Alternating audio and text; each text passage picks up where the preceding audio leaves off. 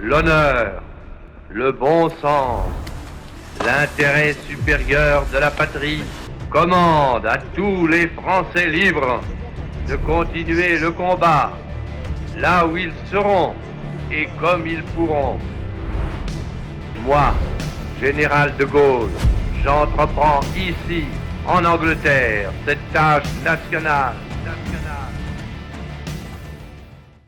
Le fait est que la nation, comme dit Paul Thibault, je ne vais pas accumuler les citations, est la manière la plus pacifique d'unifier le monde, en tous les cas un monde de nations qui gardent leur singularité, le monde est une diversité, et qui coopèrent entre elles sur la base de leur souveraineté réciproque. Ça vaut pour le monde entier comme ça vaut pour l'Europe. C'était ça la bonne définition de l'Europe au départ. Des nations libres qui coopèrent entre elles sur des projets différents.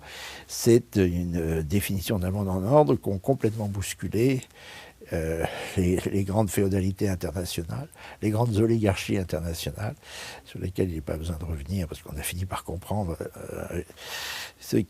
plus ou moins d'ailleurs, pas tout à fait complètement, ce qui était à la manœuvre, et qui sont obsédés à dissoudre les nations, pas simplement parce qu'elles sont aussi des États et que les États les empêchent de faire ce qu'ils veulent à très large échelle, mais aussi les nations, parce qu'elles sont un sentiment d'appartenance. C'est-à-dire une référence au passé, une référence au bien, un bien collectif qui est évidemment, même spontanément, sans la médiation de l'État, une défense, on peut dire naturelle, d'individus qui autrement sont broyés par des machines qui les dépassent. Donc je pense que le souverainisme entre nous, c'était bien vu dans les années 90. Je ne l'ai pas inventé, pour être très franc. J'ai commencé à l'utiliser auprès de Boutros-Ghali, qui était secrétaire général de l'ONU, dont j'étais aussi la plume.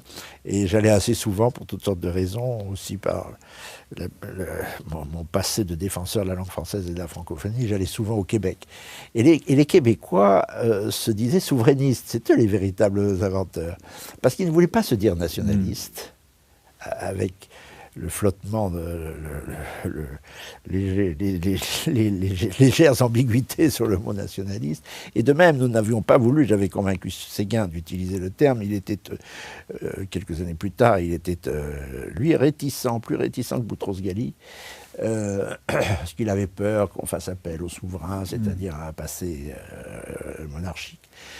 Mais ça nous a servi, en tous les cas, progressivement, à ne pas être dit anti-européens, car nous ne l'étions pas, ni être dit nationalistes, parce que le mot a trop de sens pour être utilisé couramment. Le mot souverainiste, tactiquement aussi, si vous voulez, nous a beaucoup aidé.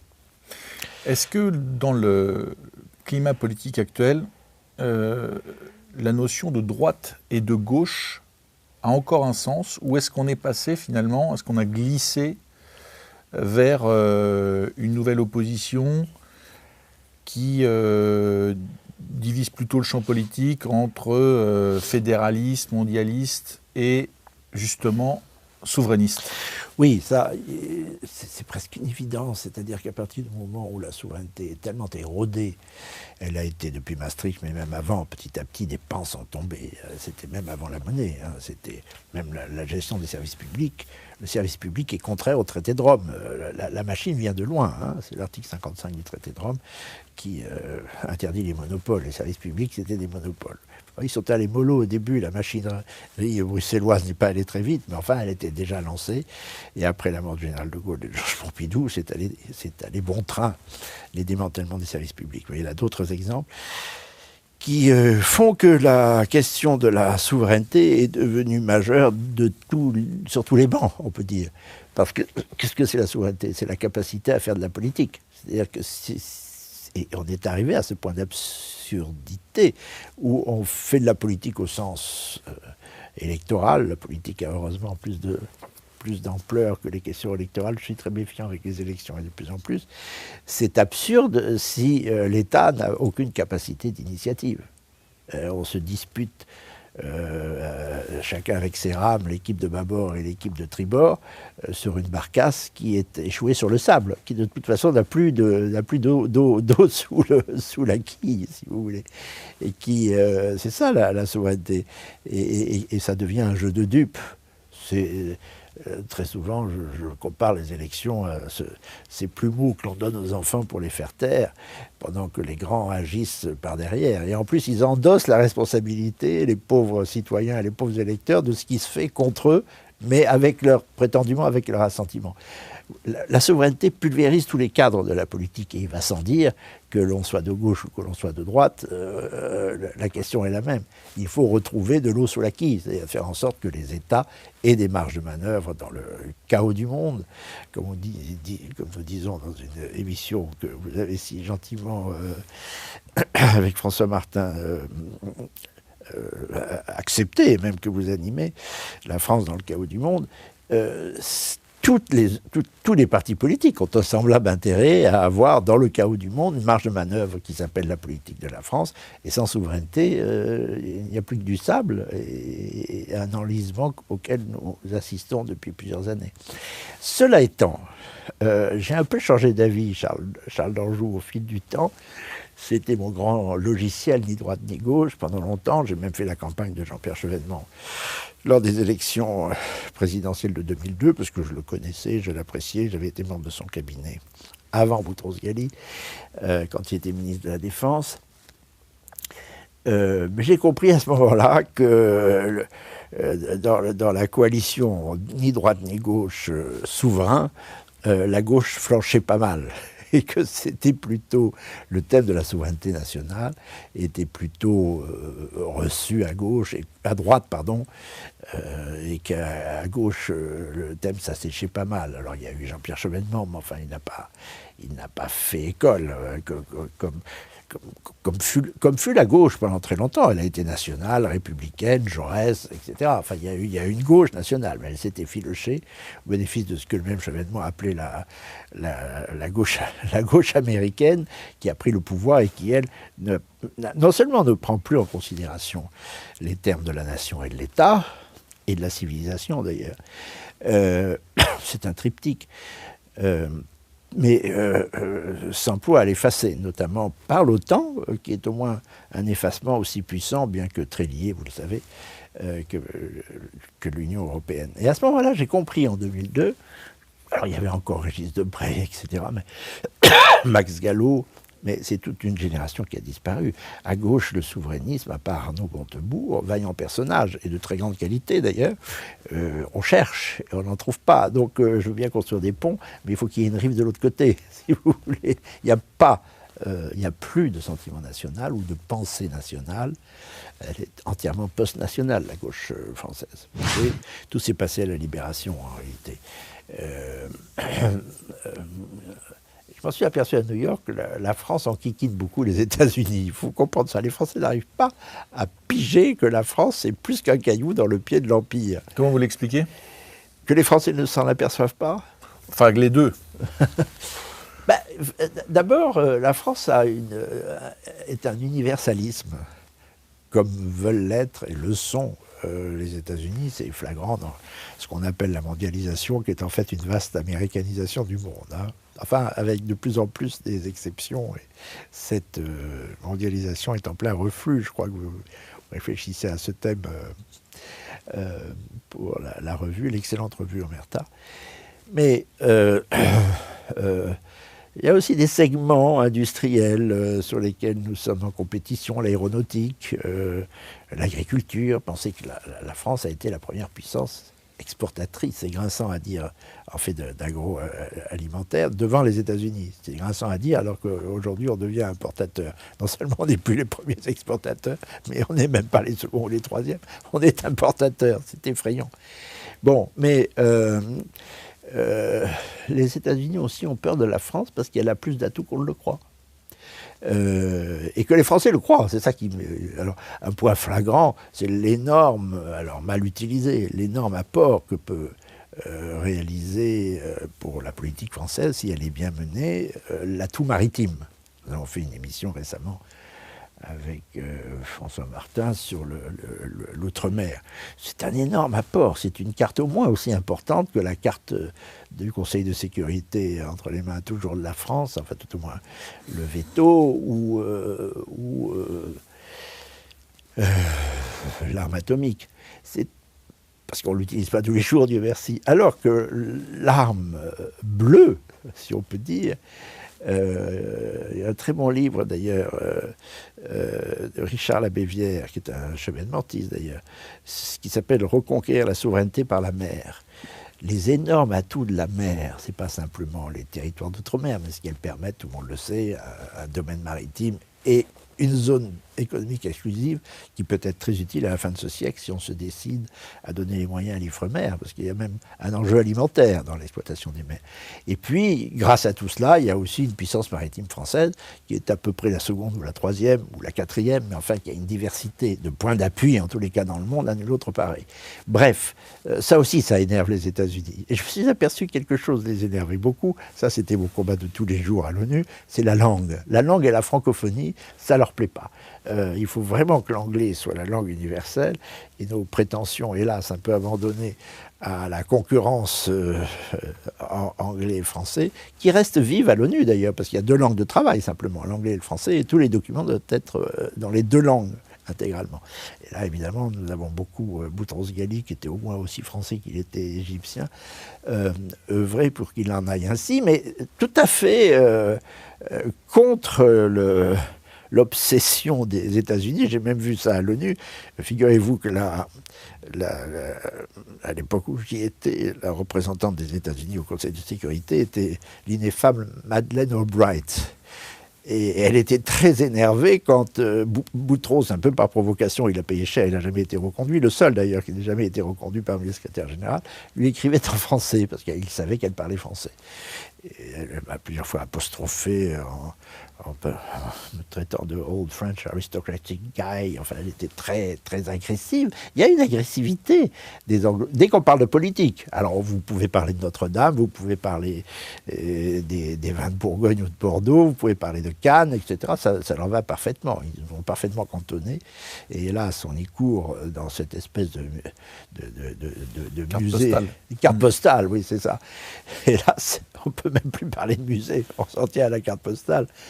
Enfin, on peut encore parler de musée, mais ça devient très superficiel, l'image qu'on a, à laquelle on veut cantonner et réduire la France, parce que c'est une puissance concurrente. Et j'ai entendu dire, d'ailleurs, par un diplomate américain quand j'étais à New York, vous comprenez, au Conseil de sécurité, bon, à l'époque, c'était les années 92-93, la Russie down, me disait-il, la Chine, on la contrôle, la Grande-Bretagne, pas de problème. Le seul problème, c'est la satanée France et sa francophonie. J'ai entendu cette phrase. On était les seuls gros cailloux dans leurs chaussures. Voilà. Et si les Français savaient ça, ils auraient peut-être une plus grande conscience de la responsabilité mondiale.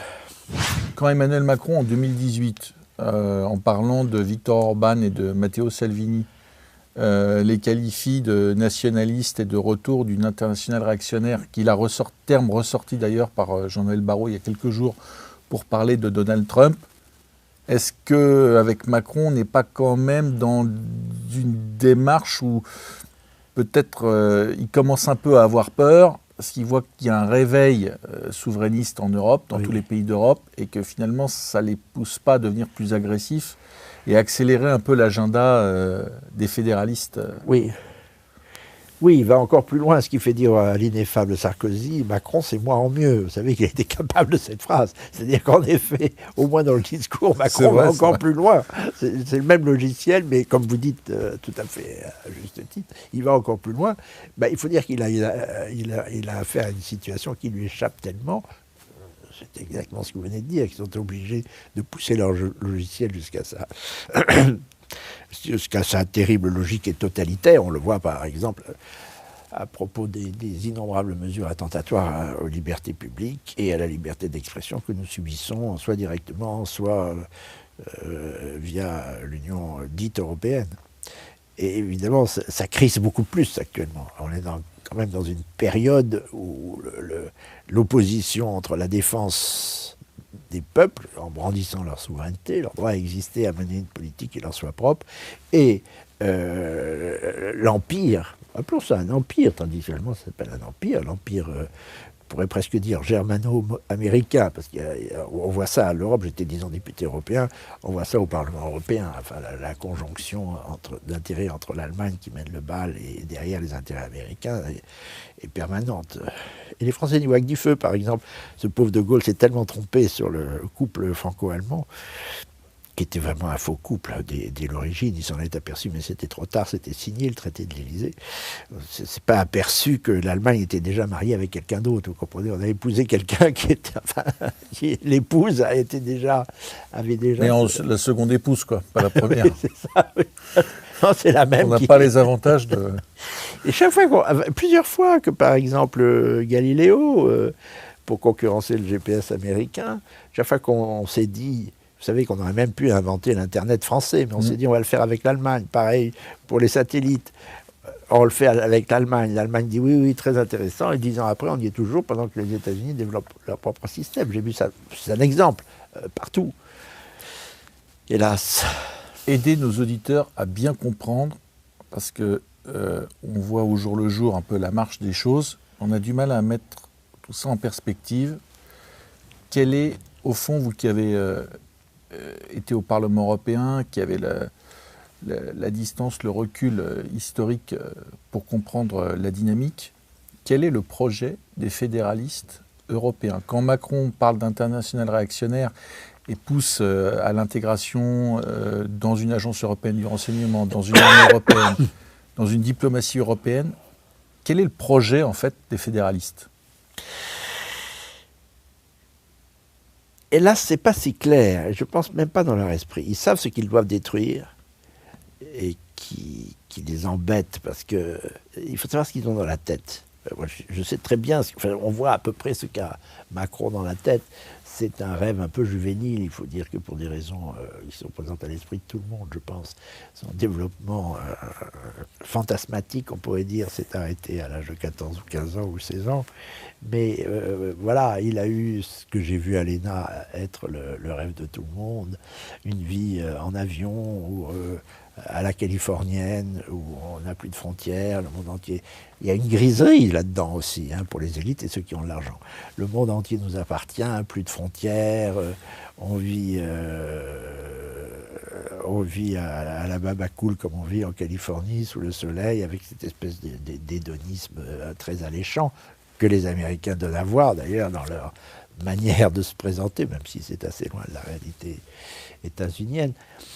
C'est ce qui les a tous motivés, mais c'est presque de l'ordre de l'esthétique ou du plaisir ou d'une morale, oui, d'un mode de vie. L'American Way of Life, ça leur a tourné la tête. Et il y en a un qui s'en est aperçu très tôt, c'est le général de Gaulle, qui dit en 1963, à Naperville, le 3 janvier 1963. Alors voilà, nous avons décolonisé nos colonies, c'était après la plus douloureuse et la plus longue, la décolonisation de l'Algérie. Et bien maintenant, nous allons continuer à décoloniser, mais cette fois, on va décoloniser la France. Il s'est aperçu que les têtes étaient tournées vers un univers esthétique, moral, une espèce d'Eldorado américain qui était très fabriqué par le son, par la musique. C'est facile de coloniser les esprits d'une certaine façon. Il faut les assommer d'archétypes mentaux. Et ils y ont veillé. Par exemple, le cinéma, les accords Bloom-Bierce, c'était bien fait pour qu'il y ait... Bloom a accepté ça à la Libération. 2 fois plus de films américains distribués dans les salles françaises que de films français. 2 pour 1. Bon, puis il n'y avait même pas de place pour d'autres cinémas. C'est vous dire si on a été colonisé. Dans les stations de radio, les services américains distribuaient des disques américains gratuitement.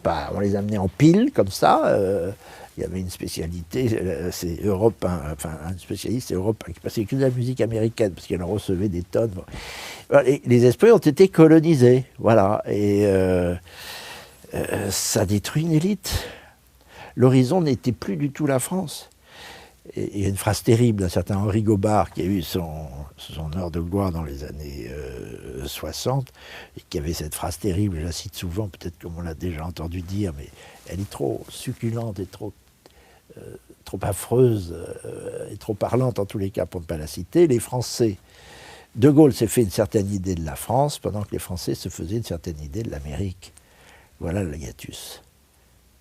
C'est la colonisation, pur sucre. Je sais que je suis entouré de gens qui se sont beaucoup réjouis de l'élection de Trump. J'ai plutôt mis un bémol à tous ces enthousiasmes, pour 3 raisons. Mais je reconnais que c'était peut-être un peu catégorique. Je reconnais que de toute façon, Trump fait évoluer les choses. Mais d'abord, la principale raison, c'est que je trouvais que Trump avait saisi, lui, le peuple américain. Ne serait-ce que par la participation électorale qui, grâce à lui, a très vite grimpé. Donc il y avait un répondant du peuple. Donc il y a un lien entre le président et de la nation américaine, ou de l'empire, plutôt un empire, et le peuple américain.